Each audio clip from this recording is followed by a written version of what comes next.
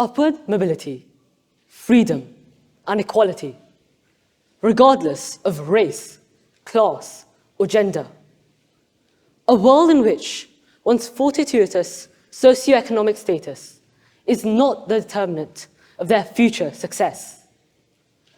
A world in which not only are the upper echelons of wealth and success tangible to everyone, but a world in which each man and each woman shall be able to attain to the fullest stature of which they're innately capable of.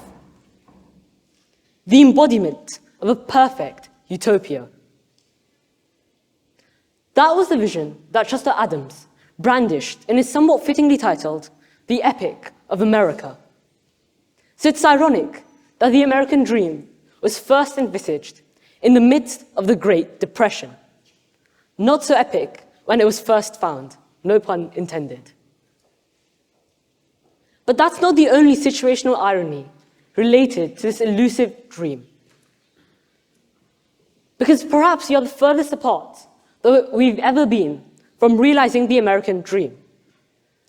And we're in the 21st century.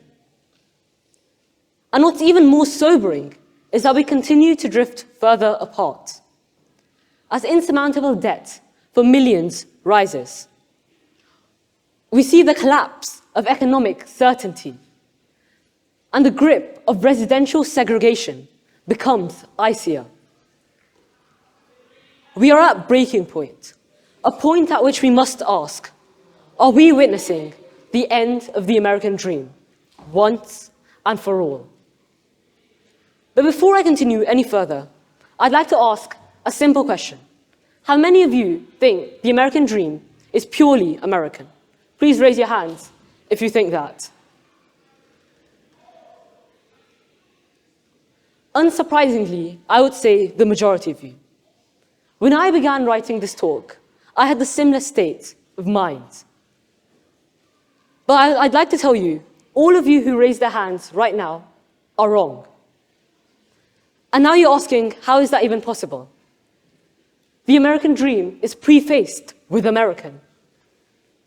It's an American ethos found in the Epic of America.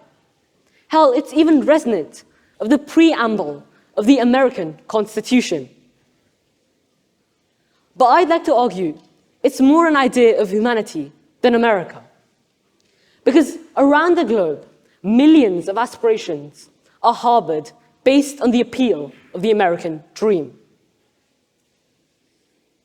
The neoliberalist policies that characterized the end of the 20th century, with the promotion of free markets and deregulation, provided the economic stimulus, an almost deus ex machina, in rekindling the spark of robust economic growth.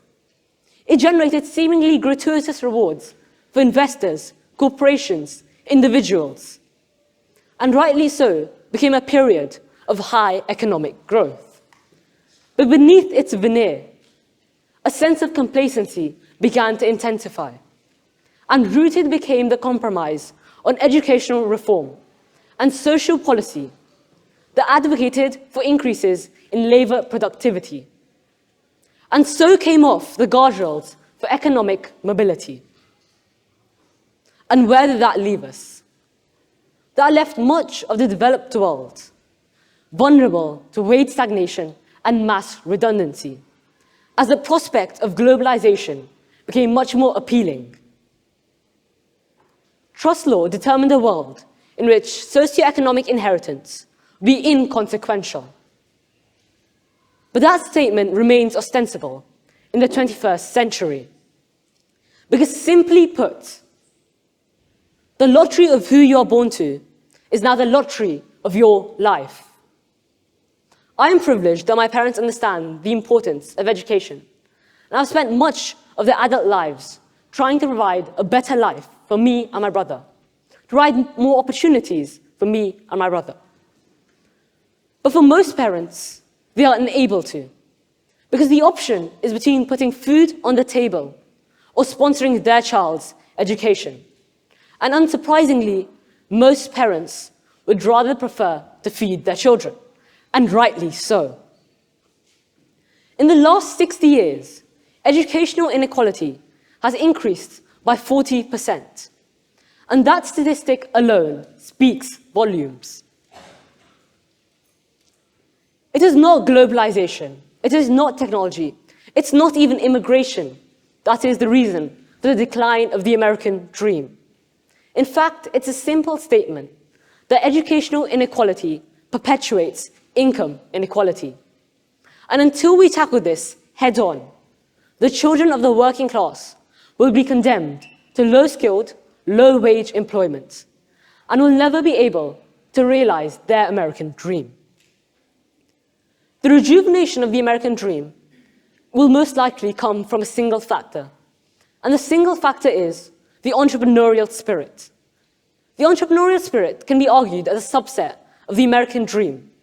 While pop culture says that innovation and a penchant for risk-taking are much more important than any other factors, I'd like to argue that the ideas of hard work and hustle are much more important.